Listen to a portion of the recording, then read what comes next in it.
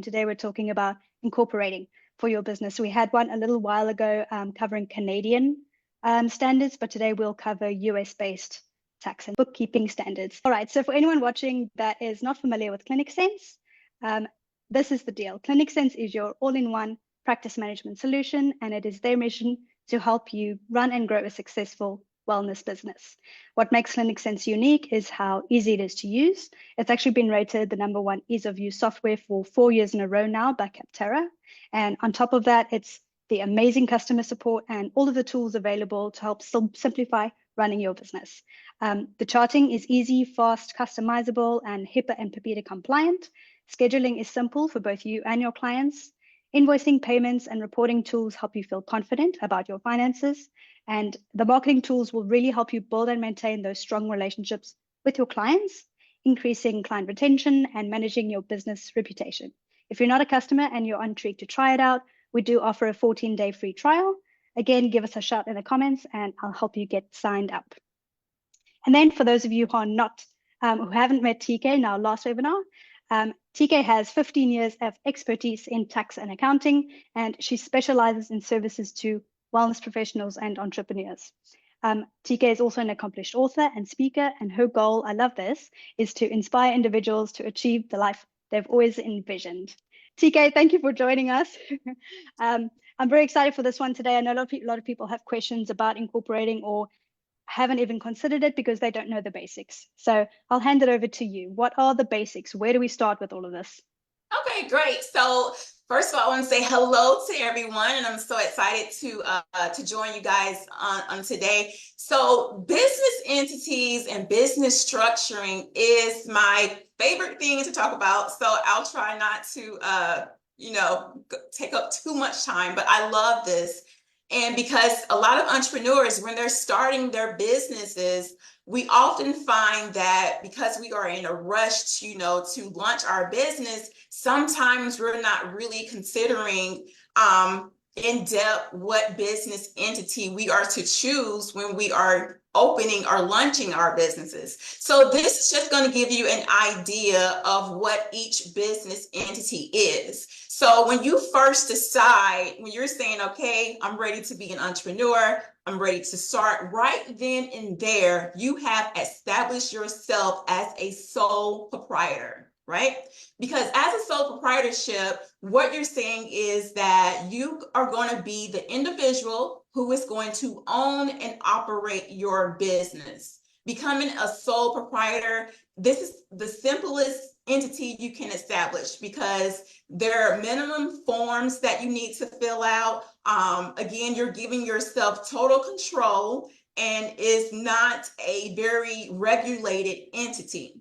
And so when you are a sole proprietor, all of your business income that you are generating through your business is going to be passed through to you on your personal tax return. So we want to kind of also remember the terminology pass-through entity, okay? Because when we say pass-through entity, that means that your business income or your business loss is going to be passed down to you on the personal side on your personal tax forms, okay?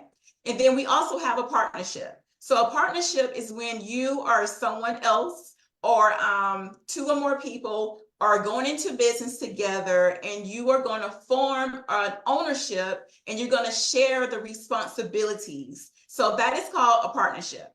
And the key points that you want to remember about a partnership is that you're going to share the profits and you're going to share any losses. You're going to share the decisions that you're going to make within your partnership that is required for you within your partnership agreement.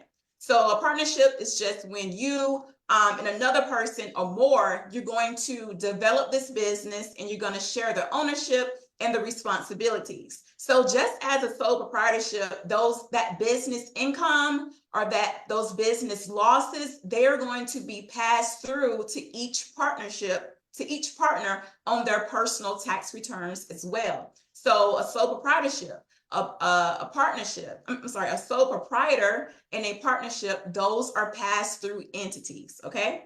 So when you often hear business owners forming an LLC, So an LLC is a limited liability company, all right? This is where you are able to get that limited protection that you need within your company, okay? So what happens is, if the difference between a limited liability and a sole proprietorship, when you are a sole proprietorship, in the case if you were ever to get sued or any type of liability that your business have, you would be vulnerable. Your personal assets would be vulnerable if you are only operating as a sole proprietorship.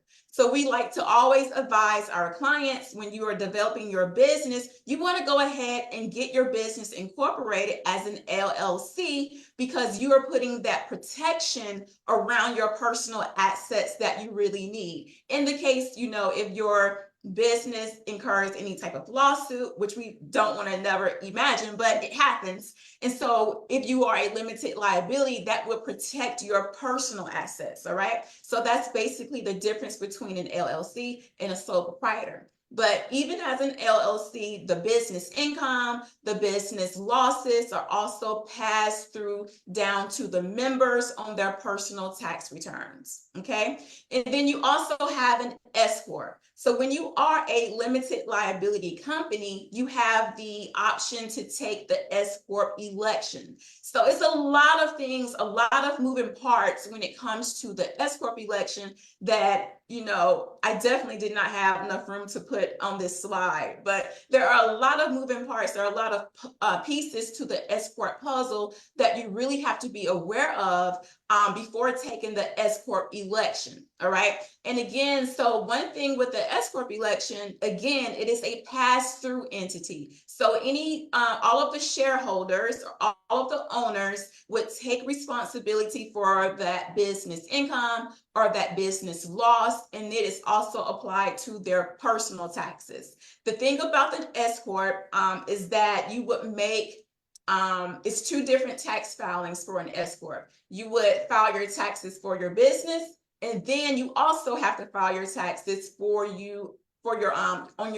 business on the personal end. So it's one filing for the S corp, and it's one filing for your personal taxes, which your S corp information would be used. So for a sole proprietorship LLC, those taxes would be on a Schedule C, which is just one tax filing. But for an S corp, partnership, and a C corp is two filings for those. Okay, so that kind of gives you an idea of the sole proprietorship, the partnership, the LLC, and an S corp. Okay. Amazing. That's it's so nice to see it so clearly laid out, because it can be so complicated, all this info. It can be. We had a few people join while we were going through that, TK. Could you maybe just refresh us with what is the most common for wellness businesses, and what do you recommend people do in wellness as business, and what makes you recommend which? So yeah, so for people that are in the wellness industry, it really depends on where you are. So if you are just starting up, like you're just trying to launch your business, then you probably want to start off with a sole proprietorship to just get your business out there.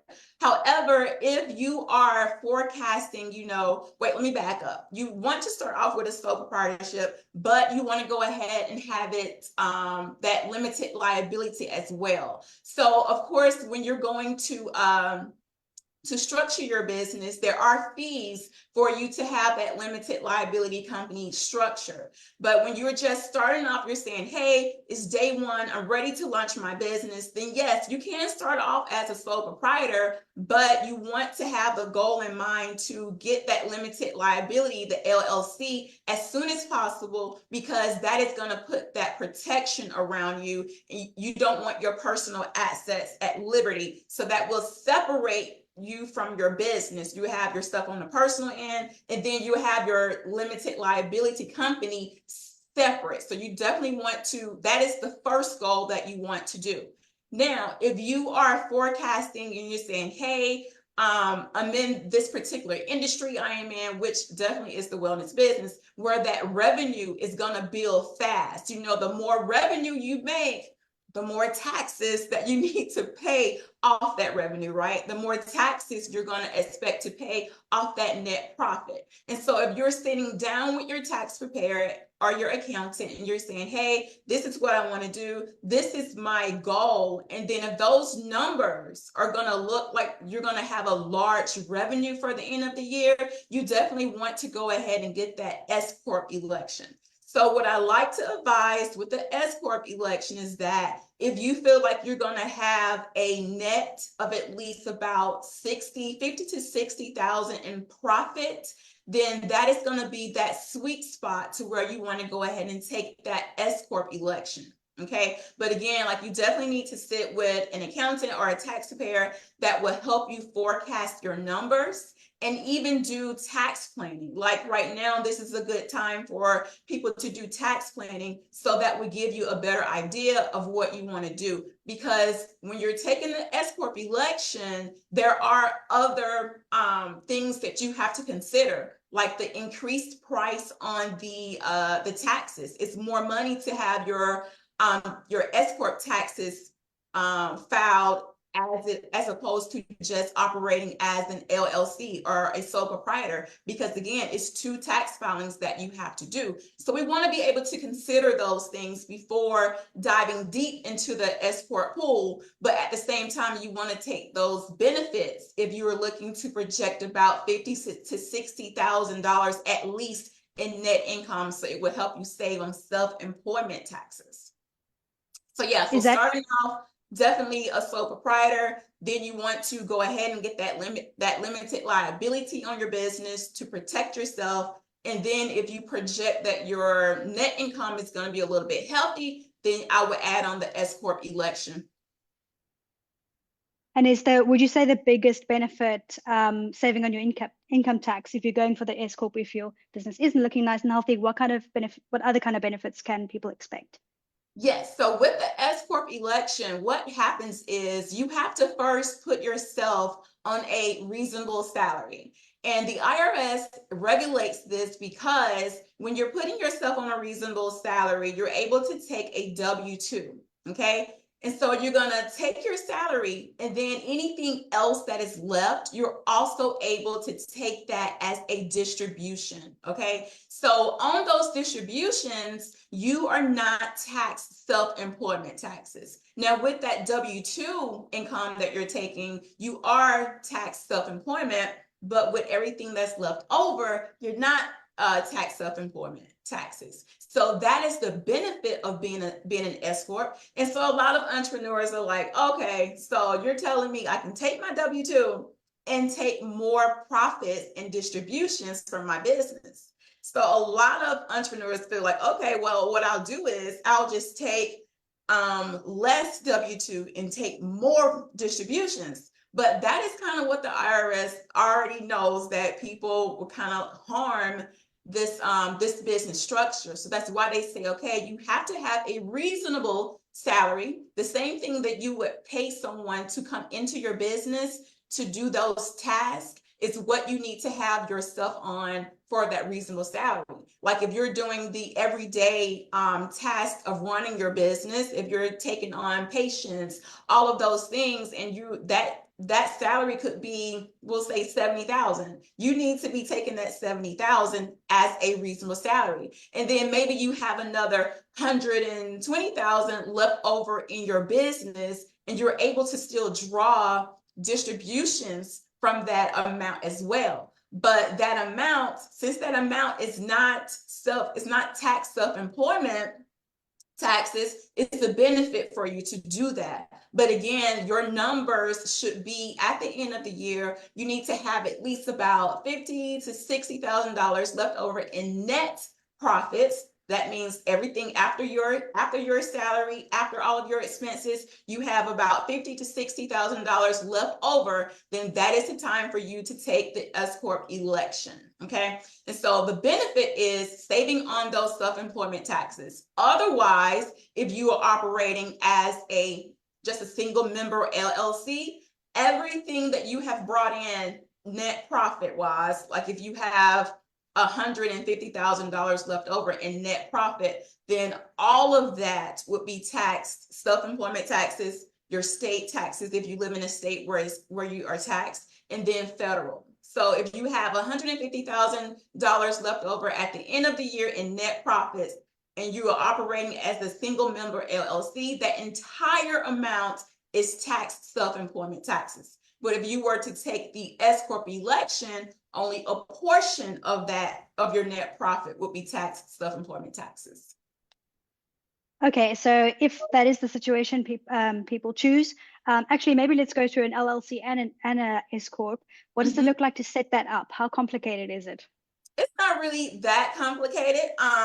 So if you are operating as an LLC and then you're saying, okay, well, it's time for me to go ahead and take this S Corp election, then you would have to go and fill out the proper form to go ahead and get that started. You would have to have your business information, of course, and then who is going to be responsible for like any type of communication with the IRS. So that's a form to complete as always. And then when you send that form into the IRS, sometimes it takes them about 3 to 6 months to actually approve you as an S Corp owner, and they will send you a letter confirming everything that you have been approved. And so therefore, they're going to tell you, okay, so now it's time for you to file your taxes as an S Corp owner, and then they will let you know what form that you have to file now. And so from that year on, you would file as an S Corp owner. And then when those taxes are filed,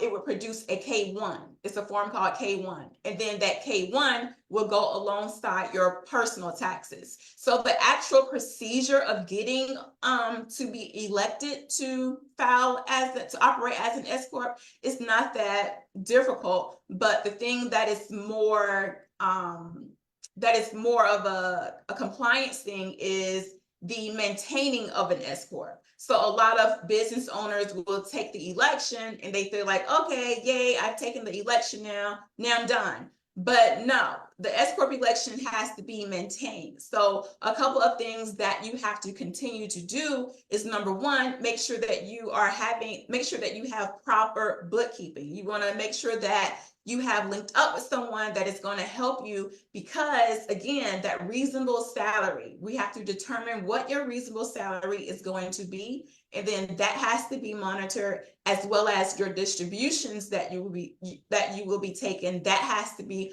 monitored as well. So setting up the S Corp election is not that difficult, but it's the back end things that we have to keep up and maintain to stay compliant, because they can take it away from you if you're not staying compliant with the S Corp. Okay. Is there anything else people should keep in mind or be mindful of that they might not be aware of? Yeah, so again, it's just finding out what your reasonable salary needs to be. And then again, finding someone that you can trust and talk to about how to stay compliant with the S Corp election. And even with the S Corp and then the C Corp as well, we have to maintain meeting notes. And you probably should do this for your LLC too, because you always want to be on the professional side of things and make sure that you are in compliance with your business. And so just maintaining your books, maintaining meeting notes, and then those annual filings, those annual tax filings. So those are the most important things that you want to remember when you're trying to incorporate your business. Cool. For anyone watching, if you are able to send us a message, remember you can ask us any questions, but also I'd like to know from anyone in the group what kind of business you have. Do you have an LLC? Can you speak to having an S Corp? I think we'd love to know what kind of thing you got going on. Is it a partnership, sole proprietorship? Let us know. All right. So what other requirements do people need if they want to go for an S Corp?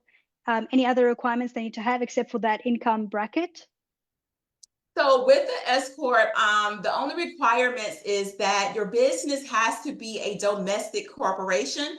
And if you are pulling in any shareholders, your shareholders they have to be U.S. citizens or residents. And then with the S Corp election, you cannot have more than 100 shareholders. If you're trying to get more shareholders, then it would probably best for you to switch over to a C Corp, because with a C Corp, you can have as many shareholders as you like.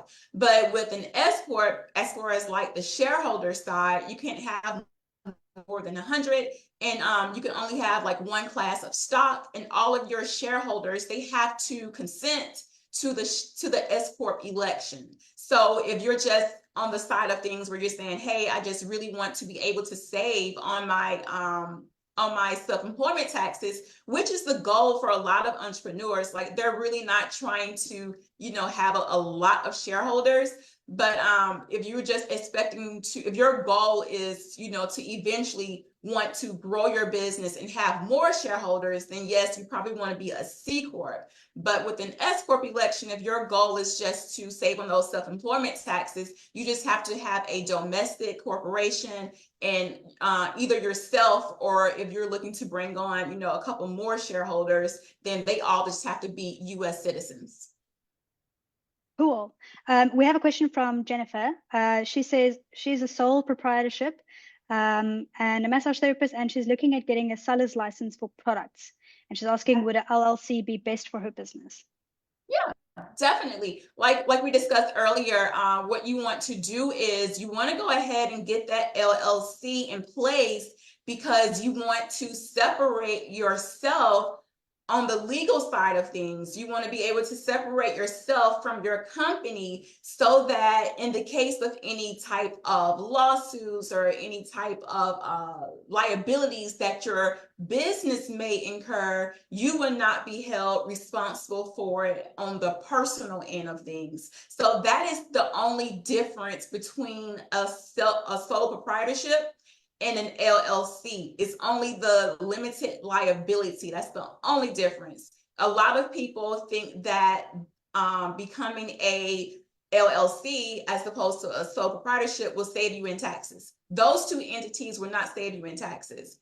The only difference between the sole proprietorship and an LLC is that limited liability. So yes, go ahead and get that limited liability, the LLC, so that you're able to separate your personal assets from your business assets. Yes. Was there a question about the sales and use certificate? No, that was it, but we can ask her for any clarification if you'd like.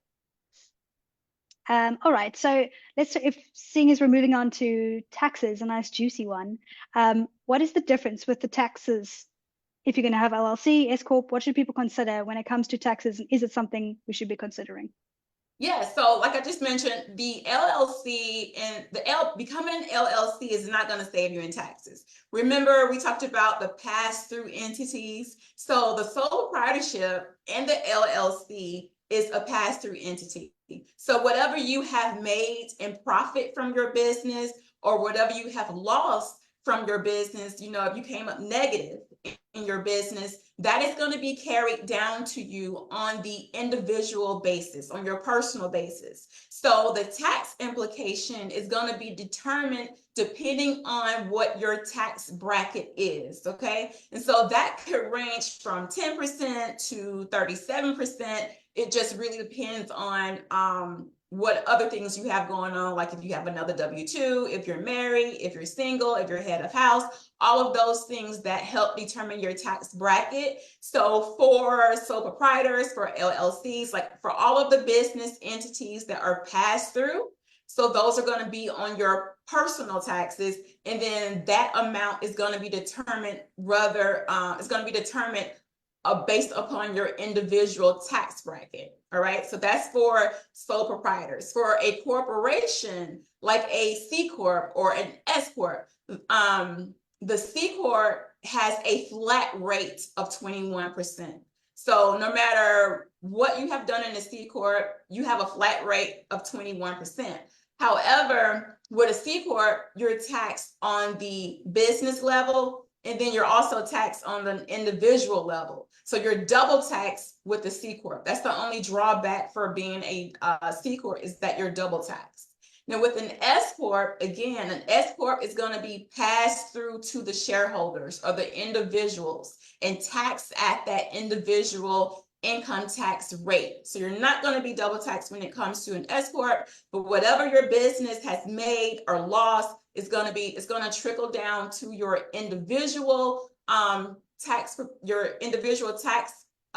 prep and those individual tax rates. So again, the C Corp has that flat rate of 21%, and everybody, all of the other entities are really based upon what your individual tax rate is. I hope that makes sense. I didn't lose anyone. What can people do to, what strategies can people do to maximize tax savings? Yeah, so it's definitely a lot of tax strategies that you're able to really take whatever business entity that you choose to do.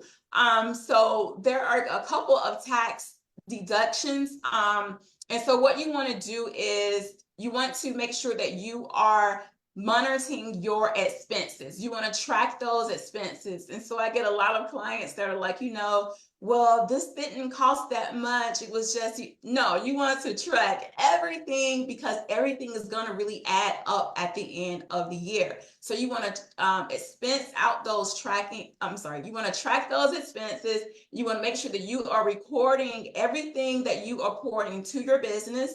And then also you can take advantage of your home office. So if you are working and you are doing, any type of admin work, if you are, talking to clients maybe from your home, if you are establishing different types of, what do I want to call them? Packages. If you're doing any type of work at home in a dedicated space, you can also take advantage of that home office deduction. All right. So you want to write down like what portion of your home that you are using. It doesn't matter if you own your home, if you rent your home, if you are staying with a roommate.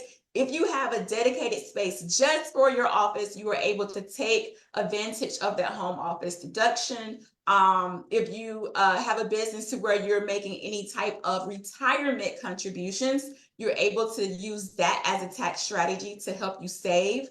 You see any type of health insurance that like the premiums that you may pay for yourself. If you have like an outside insurance, you're able to use those as a deduction, those premiums. If you are driving, that's a big one that a lot of people miss. If you are driving to go see your clients, if you are driving to go pick up any type of business equipment, if you go check your business post office box, those miles are going to be tax deductible. So we need to be recording those. So you just want to record the date, how long you the amount of miles you used, and what errand were you trying to, like, what were you doing? Like, were you going to your mailbox? Were you picking up equipment?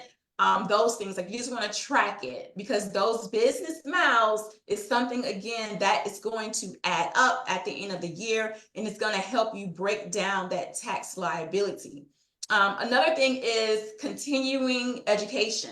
And sometimes we overlook these as well. If you're taking any type of new certifications, those are going to be tax deductible. If you are taking, just a course online, any type of webinars that you're having to pay for, as long as it's something that is going to contribute to your profession, it's going to enhance your skills, those things are going to be tax deductible. Even if it's a ebook that you're buying, or if it's a magazine that you have purchased and is giving you some type of education, those things are tax deductible, and it's going to be considering education. And so you want to make sure you're tracking those. And one last thing I'll mention is depreciation. Any type of equipment, anything that you are buying over $2,500 for your business is going to be deductible as a depreciation too, because that's something that we sometimes forget about, because we'll make the purchase, then at the end of the year, you don't want to write it off as an expense. You want to write it off as a depreciation if it's more than $2,500. So yeah, I love Amazing. the subject. I could go on. Yeah. I was just about to say, for anyone that may have missed our last talk, TK's absolute wealth of knowledge when it comes to anything tax tax deductible. So please throw your questions into the chat now if you have any more. Mhm. We do have a question back on corporations, just to come Okay. back to qualifications for an S Corp. We have Sarah asking us, do you need shareholders to qualify for an S Corp? No, you do not.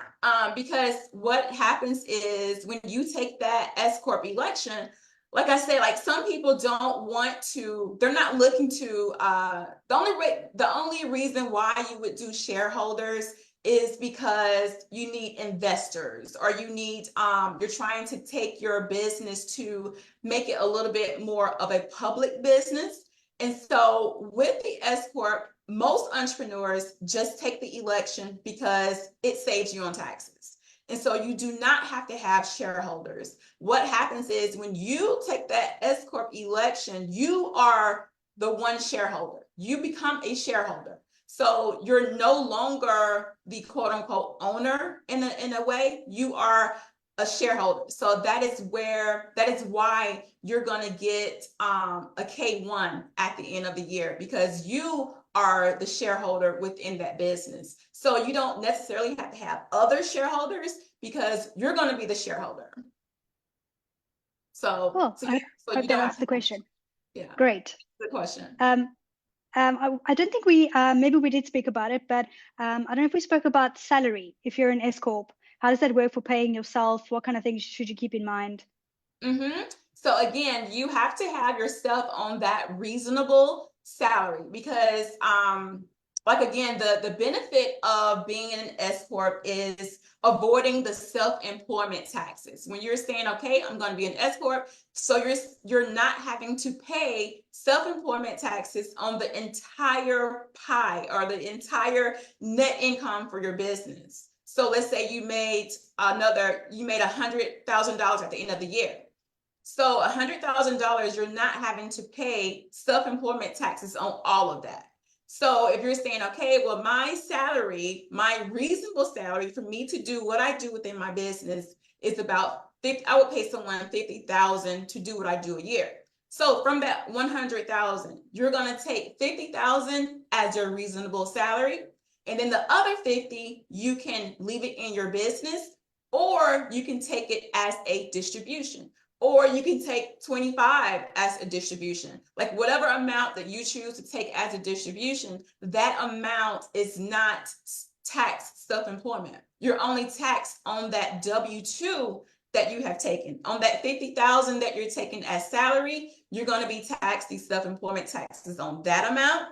You're going to be taxed state taxes if you live in a state where state taxes are there. And then you're going to be taxed the federal, and then the FICA. All of those taxes would just be on your W-2. But that distribution is not going to incur self-employment taxes. So that's the benefit of being an S Corp. But yes, you have to have yourself on a reasonable salary, just as when you go work for an employer, they give you that W-2 and all of your taxes come out. Same thing for your business. You're going to get that same type of W-2 to where all of the taxes are going to come out. And then, you do your taxes at the end of the year on the personal level using that W-2. And then you're also going to have your K1.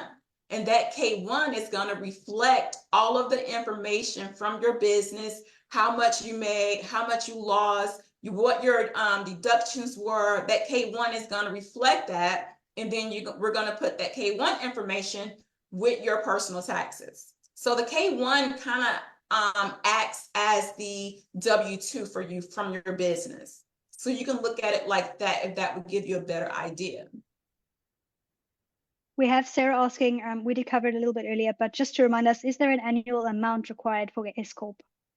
Yes, so I like to suggest that you want to be around 50, 60, you want to be around that in your net profit at the end of the year. And again, like you definitely want to sit with your tax preparer or your accountant to review your books and go over that number, because again, there is a sweet spot that you want to kind of like, okay, this is my moment right here to be an S corp. And then again, even that being said, you want to make sure that it's consistent. You know, like 1 year we can make 60 and up in net profits, and then the next year it may look a little bit different. So we want to make sure that that net profit is going to be solid, and it's going to be something that you're able to scale from then and on. Like, so the minimum that I suggest is 50 to about 60, 70, around that area. And that is in your net profit. So that's after you've paid yourself, that's after you've paid your employees, if you have employees,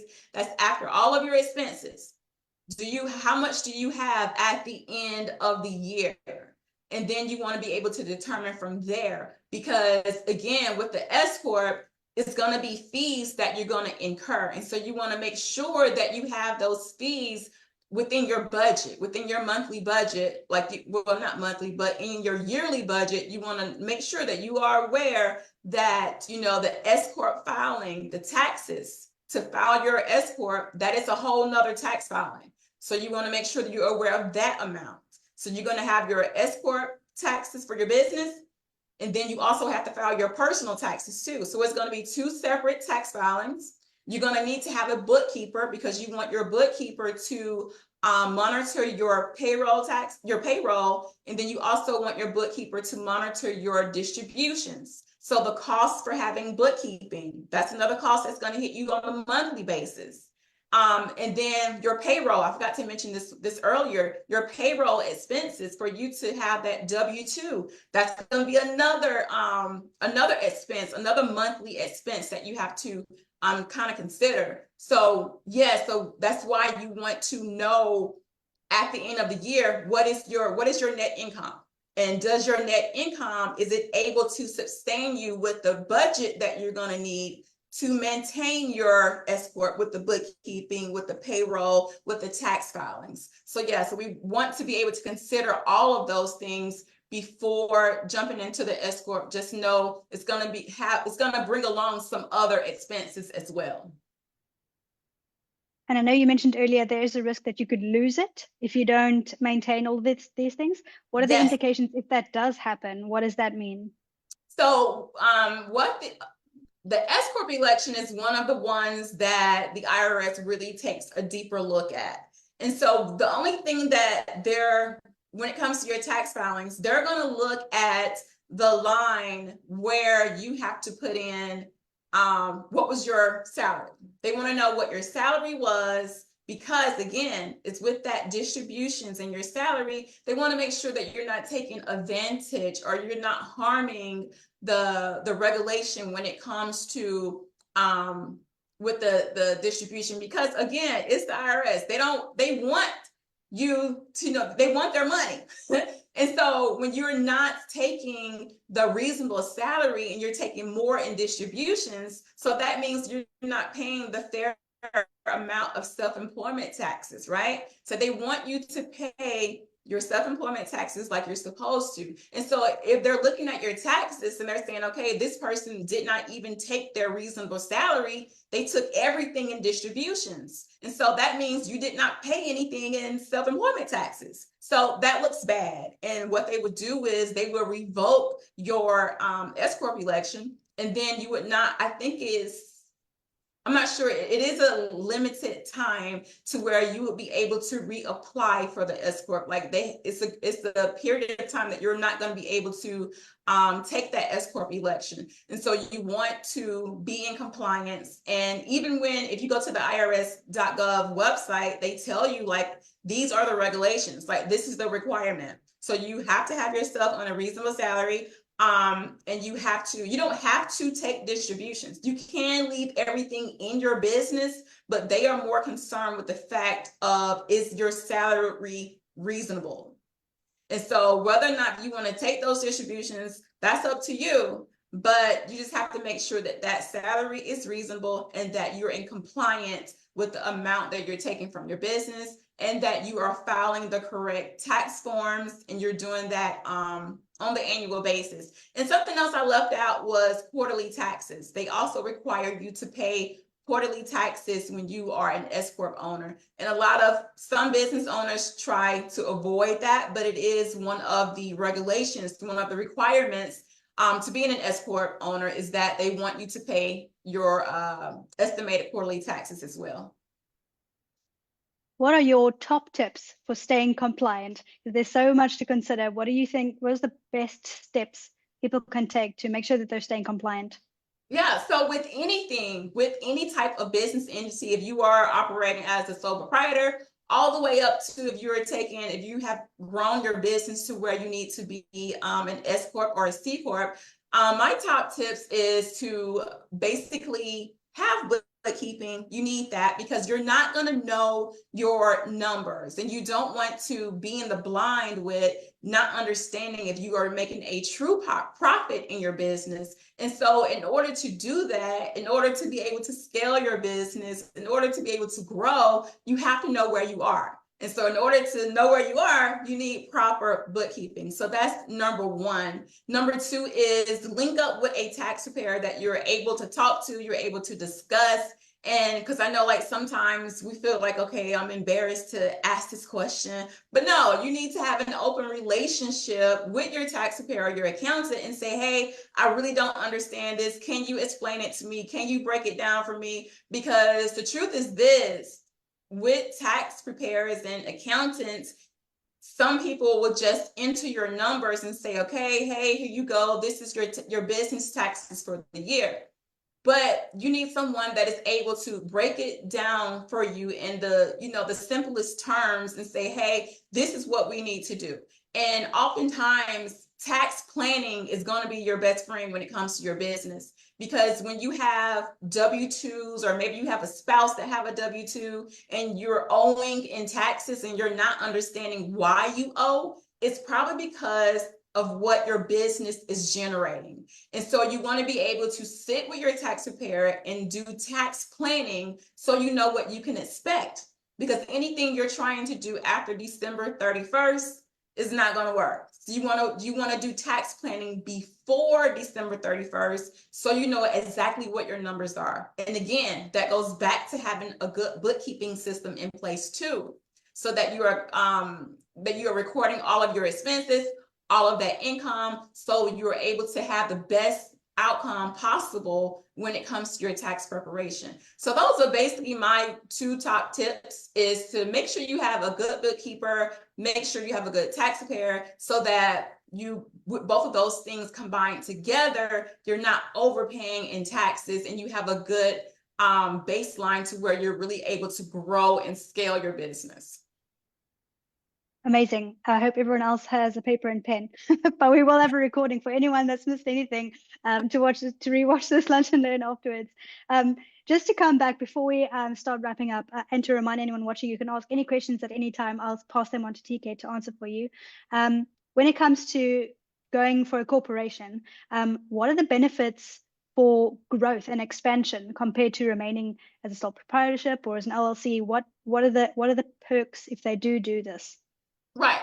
So one of the things when you are able to incorporate, first thing like we have discussed is that the biggest benefit is that you are separating yourself from your business. So you're saying that your business is able to stand on its own, right? Because you don't want to incur any type of lawsuits or any type of liabilities on your personal side. So the biggest benefit is being able to separate those things. And you separate it by becoming a single member LLC, or if you're going to be a partnership, that is how you're separating yourself from your business. Now, again, if you're operating as a sole proprietor, then you're not separating your business. You have your business and your personal assets, everything is together. So the goal is, and sometimes that's where we have to start, and that's totally fine, but the goal is to go ahead, get that LLC for your business so that you're able to separate, okay? And then another benefit is your, I guess like your business branding. when you are able to take your business and say, hey, my business is an LLC, my business is incorporated, my business is a S Corp or a C Corp. So that is going to look better for you when it comes to your business branding, when it comes to seeking grants or seeking bank loans. That is going to make you look a little bit more polished as opposed to a sole proprietorship. Now, not knocking the sole proprietorships, because again, that is our starting point and that is fine, but you want to get to a point to where you are able to incorporate your business with an LLC. That is the first step, okay? So there are a lot of benefits when it comes to that. When you're trying to go get a bank loan and they see that you are an LLC, that's going to look much better than if you are operating as a sole proprietorship, okay?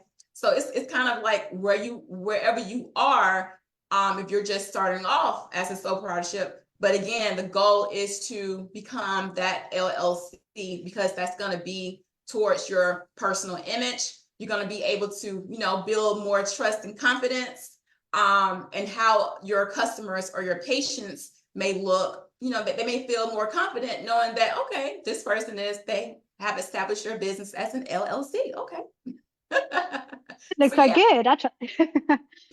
I think I agree. It does play a role into how you're perceived as a business as well. Right.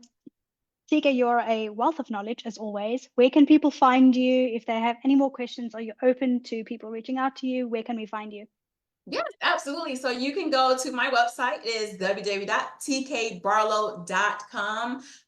Also on Facebook at tkbarlow.com, on Instagram at tkbarlow. TK Barlow 2020 on Instagram. And if you want to email me, I am at hello@tkbarlow.com. Amazing. Thank you so much. If anyone has any questions, now's your last chance. But before we go, what are your if you had one piece of advice for someone considering, should I do this or should I not? What kind of business entity do I do? What is your biggest piece of advice? So I guess it depends on where you are. If you are operating as a sole proprietor, then I strongly suggest go ahead and incorporating that business to an LLC.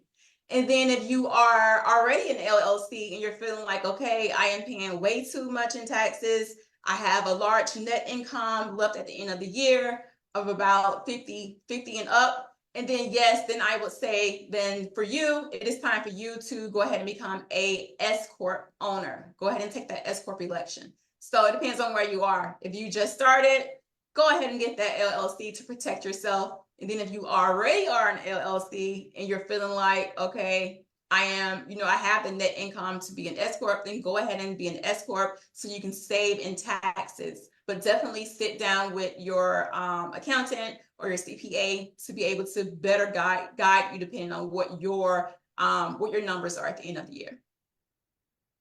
What, out of interest's sake, what percentage of your clients as wellness business owners, what percentage would you say they are in each entity? Of my wellness clients, probably about 95% of them are S Corp owners. And okay, wow. Yeah, it's because of the revenue that they're bringing in. The revenue fits to where it's like, okay, we need to find a strategy to where you are able to save in self-employment taxes. And so that is like the first thing we look at is their end of the year revenue. And if they are if they fall within that profile, then the next step is to have them save on their self-employment taxes by taking the S Corp election. So yeah, so definitely 95%. I think I may have a handful that's not quite there yet, but then the next couple of years, they're going to be there to where they need to be an S Corp entrepreneur as well. So yeah, about 95%. Amazing. Such a cool goal to have and to know the benefits. Yes. That's really helpful. Thank you so much for everything you shared with us today. Yes, no problem. Thank you. Thank you for having me. And again, I love this subject. So anytime you need me, I'm here. So thank you so much for you all for joining us today. I appreciate it. Amazing. Thank you. Thanks, everyone. We'll see you next time. Bye. All right. Bye-bye. Bye.